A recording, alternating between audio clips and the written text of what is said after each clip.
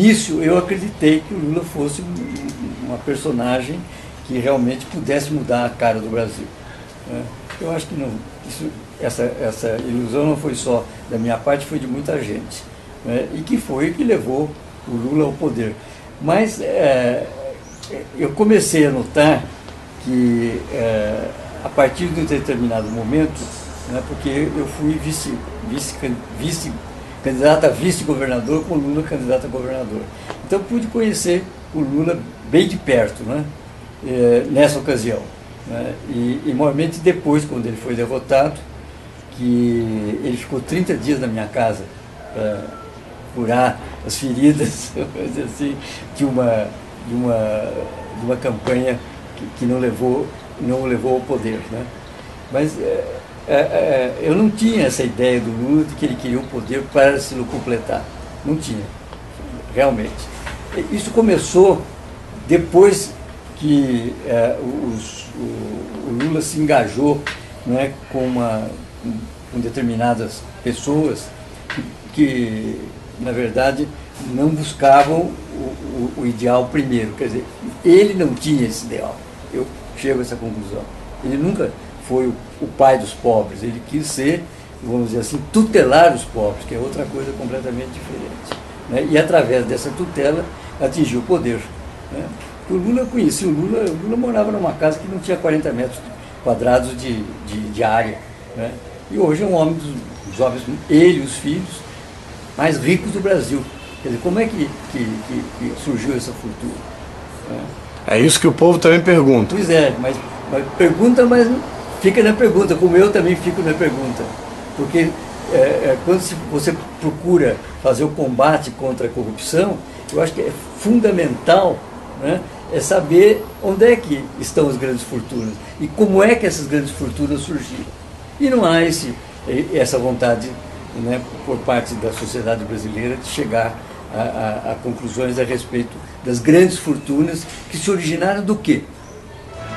O jornal Estado de São Paulo publicou reportagens sobre o depoimento de Marcos Valério, que foi prestado a procuradores da República em setembro, com a intenção de obter proteção e alívio na sua pena. Segundo a reportagem, o operador do Mensalão afirmou que Lula sabia dos empréstimos ao PT, que fez repasses em 2003 para pagamento de despesas pessoais do ex-presidente e que o partido arcou com as despesas da defesa dele, Marcos Valério, no julgamento do Mensalão. Valério foi condenado pelo Supremo como operador do esquema de desvio de dinheiro público. O jornal publicou 3 páginas com informações do depoimento. Segundo o jornal, após ser condenado pelo Supremo como o operador do Mensalão, Valério procurou voluntariamente a Procuradoria-Geral da República, queria em troca do novo depoimento e de mais informações de que ainda afirma dispor obter proteção e redução de sua pena. A oitiva ocorreu no dia 24 de setembro, em Brasília. Começou às 9h30 da manhã e terminou 3h30 depois. 13 páginas foram preenchidas com as declarações do empresário, cujos detalhes eram mantidos em segredo até agora. O Estado afirma que teve acesso à íntegra do depoimento assinado pelo advogado do empresário, o criminalista Marcelo Leonardo, pela subprocuradora da República, Cláudia Sampaio, e pela procuradora da República, Raquel Branquinho. No depoimento, segundo o jornal, Marcos Valério teria dito que esteve com José Dirceu no Palácio do Planalto. Fizeram uma reunião e subiram uma escada que levava ao gabinete de Lula. Lula teria dado ok aos empréstimos do Banco Rural para o PT. Valério revelou no depoimento ainda, segundo o Estado de São Paulo, que teria repassado R$100 mil para despesas pessoais de Lula por meio da empresa Caso, do então assessor Freud Godoy.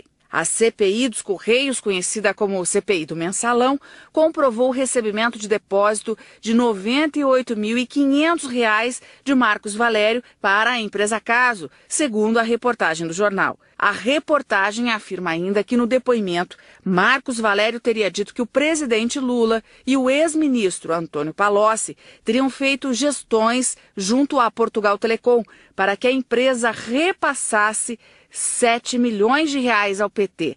Tais recursos teriam sido pagos por empresas fornecedoras da companhia por meio de publicitários que prestavam serviços ao PT. Segundo a reportagem do jornal, as negociações com a Portugal Telecom estariam por trás da viagem feita em 2005 a Portugal por Valério, seu ex-advogado Rogério Tolentino e o ex-secretário do PTB, Eberson Palmieri. Por fim, Marcos Valério disse aos procuradores, segundo o jornal, que o PT teria arcado com despesas de 4 milhões de reais com a defesa dele. No depoimento ao MP, segundo a reportagem, Marcos Valério contou que soube, em conversa com o ex-secretário do PT, Silvio Pereira, que o empresário Ronan Maria Pinto vinha chantageando Lula, Dirceu e Gilberto Carvalho. Outro empresário amigo de Lula, José Carlos Bunlai, teria pago 6 milhões de reais para comprar 50% do diário do Grande ABC, que vinha publicando matérias sobre o assassinato do ex-prefeito Celso Daniel. A reportagem relata ainda que Marcos Valério disse ter sido ameaçado de morte por Paulo Okamoto, atual diretor do Instituto Lula e amigo do ex-presidente. Se abrisse a boca, morreria, disse o empresário no depoimento à Procuradoria-Geral da República. Tem gente no PT que acha que a gente devia matar você, teria dito Okamoto a Valério, em encontro num hotel em Brasília, em data não informada pelo depoente. As pessoas mencionadas pela reportagem do Estado de São Paulo negaram as declarações. O Instituto Lula não se pronunciou. O criminalista José Luiz Oliveira Lima, que defende José Dirceu, repudiou com veemência. E a Procuradoria da República não informou até hoje se vai abrir investigação sobre as denúncias de Marcos Valério, nem se aceitará a proposta de acordo para delação premiada pretendida por ele. Os ministros do Supremo, à época em que surgiram as primeiras notícias sobre o depoimento, receberam as informações com cautela. Alertaram que as revelações não mudam o julgamento do mensalão, já concluído.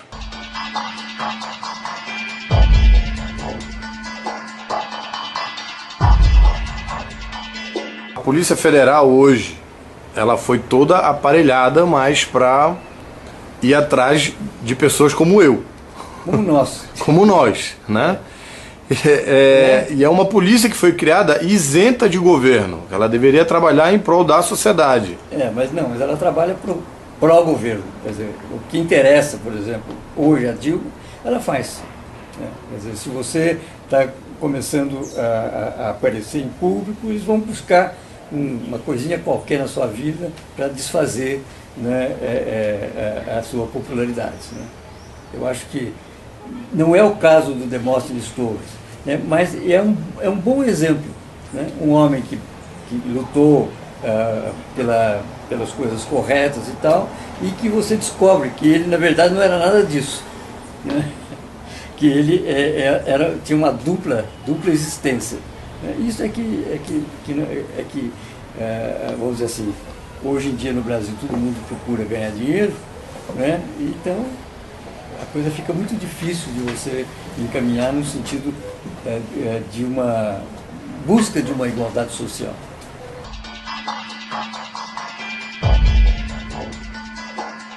Eu entrei no PT, vamos dizer assim, depois que ele surgiu. Eu não sou fundador do PT, né? O PT nasceu e depois é que eu e o Plínio Sampaio, o Plínio foi sempre muito meu amigo, e nós resolvemos nos filiar politicamente a um partido, né? E o PT surgiu com uma mensagem, né, interessante de resgatar, né, as populações mais humildes, nessa linha. Então nós nos filiamos ao PT e há pouco tempo nos desfiliamos. Acho que não houve nenhum conluio para o desfiliamento, mas para a filiação sim. Nós combinamos entrar no PT, nós entramos no mesmo dia, numa solenidade até muito simples aí na Assembleia Legislativa, né? Porque nós achávamos que o PT era o partido, né, que realmente a sociedade requeria para que ela se modificasse e ampliasse a sua área de atuação, né, exatamente no atendimento das populações mais carentes. Lula nasceu em família humilde, trabalhou desde menino, lutou e chegou à presidência da República, sempre falando a verdade. Lula é um de nós. Olha, eu vou contar uma coisa para vocês. Eu, quando vejo na imprensa de São Paulo a pesquisa dizendo que a Rosiana é uma governadora aceita pelo povo do Maranhão, eu conheço o Maranhão, gente. Eu já andei de carro e de ônibus nesse estado. Aí eu fico imaginando por que ela aparece bem nas pesquisas. Sabe por quê? Porque a Globo é do pai dela, o SBT é do Lobão, a Bandeirantes é não sei de quem. Ou seja, é a televisão falando bem deles o tempo inteiro. É por isso que essa gente aparece na pesquisa. Porque passa o tempo inteiro descaradamente mentindo na televisão. Rosiana do PFL seria eleita com 70% dos votos. Aí eu fico imaginando por que ela aparece bem nas pesquisas. Sabe por quê? Porque a Globo é do pai dela, o SBT é do Lobão. Eu vim aqui agora para cumprir com o dever de lealdade. Em política, a gente tem que ter lealdade com quem é leal conosco.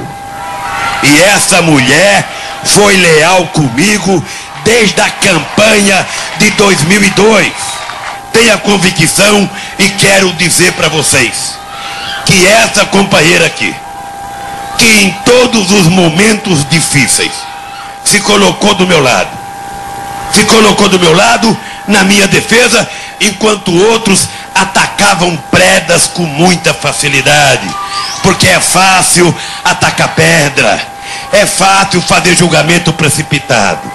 E essa mulher, com a sensatez que ela tem na sua vida política, não houve um só momento de dificuldade que essa mulher não estava presente na minha defesa e na defesa do meu governo.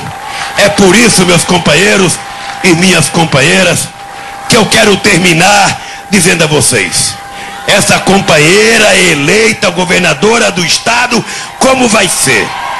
Nós vamos fazer as parcerias que não foram impossíveis ser feitas agora. É este país que eles não estavam habituados a ver. E agora eles vão ter que ver o Nordeste se desenvolver, o Nordeste crescer, e aí a gente não vai ter diferença entre Sul, Sudeste e Nordeste e o Norte do país. As pessoas vão viver com mais dignidade. É esse o meu compromisso. Vocês vão ver que se em 4 anos nós batemos os 8 deles, com mais 4 anos nós vamos fazer uma revolução democrática nesse país, uma revolução administrativa e uma revolução na política social. E para que eu tenha mais força, muito mais força, para fazer essa transformação, eu queria pedir a vocês, quem votar em mim, por favor, vote na Rosiana Sarney para governadora do estado. Muito obrigado, meus companheiros, e até a vitória. Não é um problema meu. Eu não votei para eleger o presidente Sarney presidente do Senado. Nem votei para ele ser senador no Maranhão, nem votei para o Temer, nem votei para o Arthur Vigílio, não votei para ninguém. Sabe, quem tem que decidir se o presidente Sarney continua presidente do Senado é o Senado. Somente o Senado, que o elegeu, é que pode dizer se ele vai ficar ou não. Veja, eu penso, sabe, eu não li a reportagem do presidente Sarney, mas eu penso que o Sarney tem história no Brasil suficiente, sabe, para que não seja tratado como se fosse uma pessoa comum.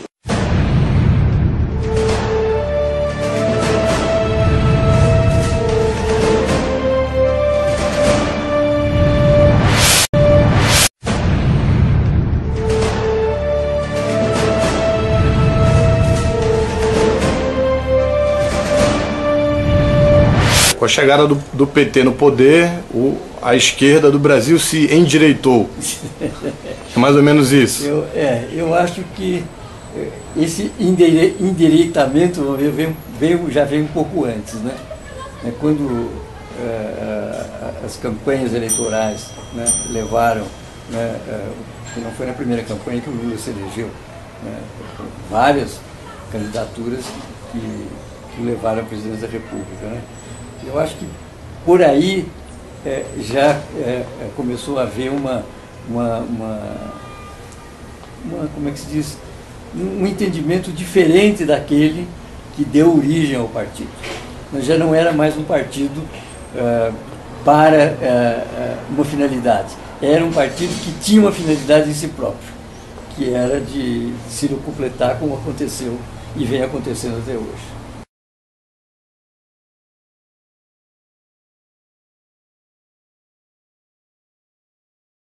Quero dizer a vocês, com toda franqueza, eu me sinto traído.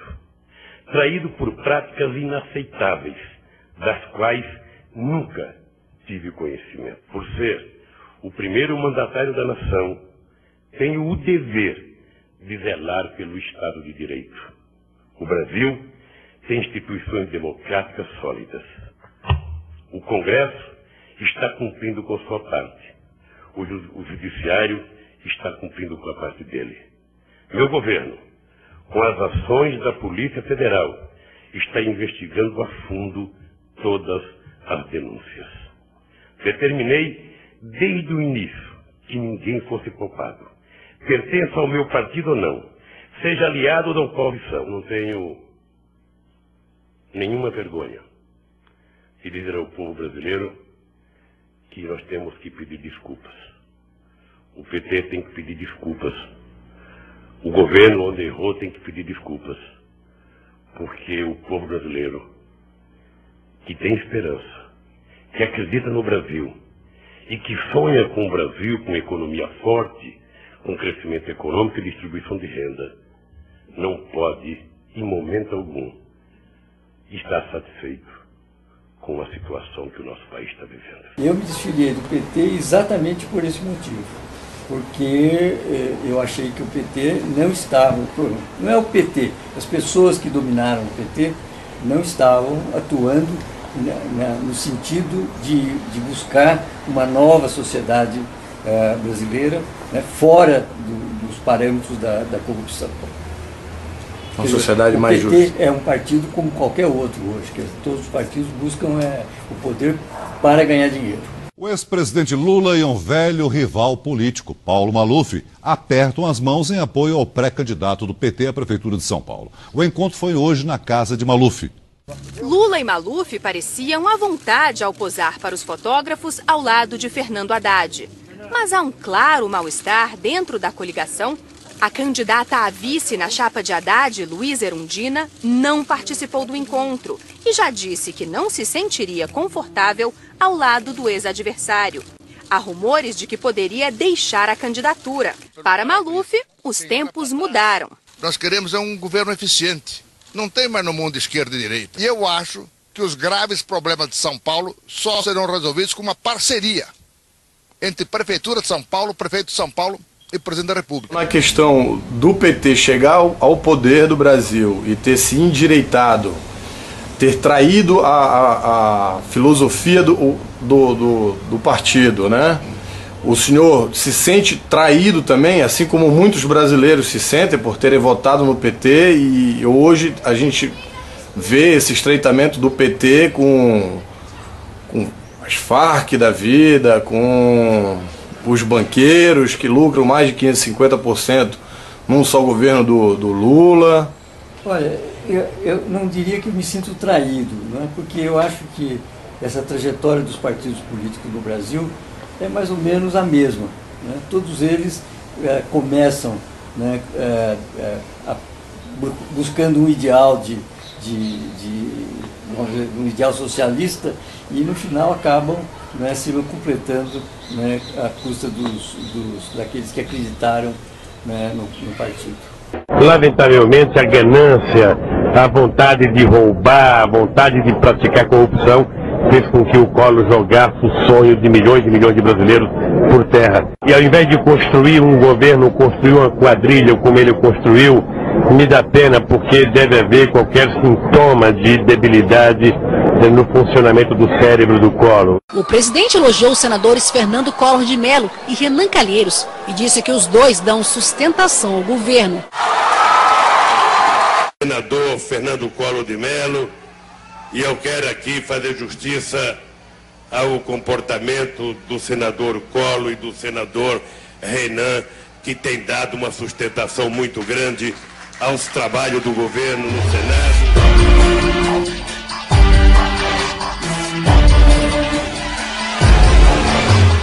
Numa cerimônia em Belo Horizonte, o presidente Lula condenou os críticos do Bolsa Família. Alguns dizem assim, o Bolsa Família é uma esmola. O Bolsa Família é assistencialismo. O Bolsa Família é demagogia. E vai por aí afora. Tem gente tão imbecil, tão ignorante, que ainda fala, o Bolsa Família é para deixar as pessoas preguiçosas, porque quem é Bolsa Família não quer mais trabalhar. Olha, lamentavelmente, no Brasil, o voto não é ideológico. Lamentavelmente, as pessoas não votam partidariamente. E, lamentavelmente, você tem uma parte da sociedade que, pelo alto grau de empobrecimento, ela é conduzida a pensar pelo estômago e não pela cabeça. É por isso que se distribui tanta cesta básica. É por isso que se distribui tanto ticket de leite. Porque isso, na verdade, é uma peça de troca em época de eleição. E assim, você despolitiza o processo eleitoral, você trata o povo mais pobre da mesma forma que Cabral tratou os índios quando chegou no Brasil, né, tentando distribuir bijuterias, espelho para ganhar os índios, ele distribui alimentos. Você tem como lógica manter a política de dominação que é secular no Brasil.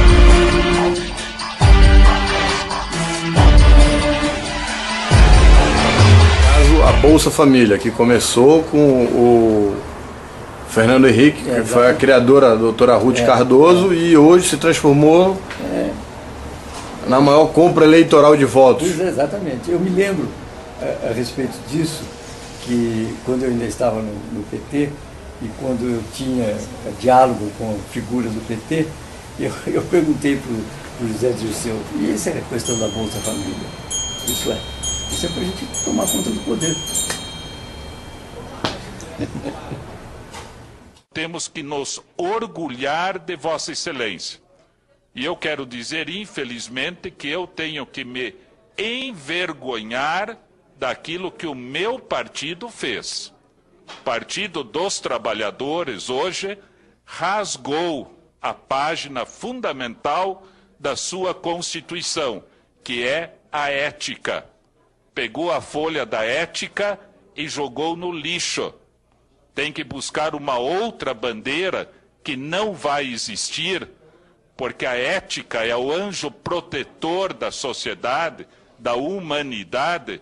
Vai ter que achar outra bandeira, porque a ética foi jogada no lixo pelo Partido dos Trabalhadores no dia de hoje, particularmente com a nota do seu presidente, recomendando que a ética fosse jogada no lixo. Isto é uma pena, infelizmente, para os milhões de pessoas que lutam pelo Brasil, para que o Brasil seja diferente. E, infelizmente, o partido deu as costas para a sociedade, para o povo, não é, para os seus princípios, para bandeiras que são tão caras para mim e para tantas pessoas pelo Brasil. Eu posso dizer hoje que me envergonho de estar no Partido dos Trabalhadores com este direcionamento que o partido está fazendo. É uma vergonha para mim, e quero dizer isso de maneira muito clara a todos os meus eleitores.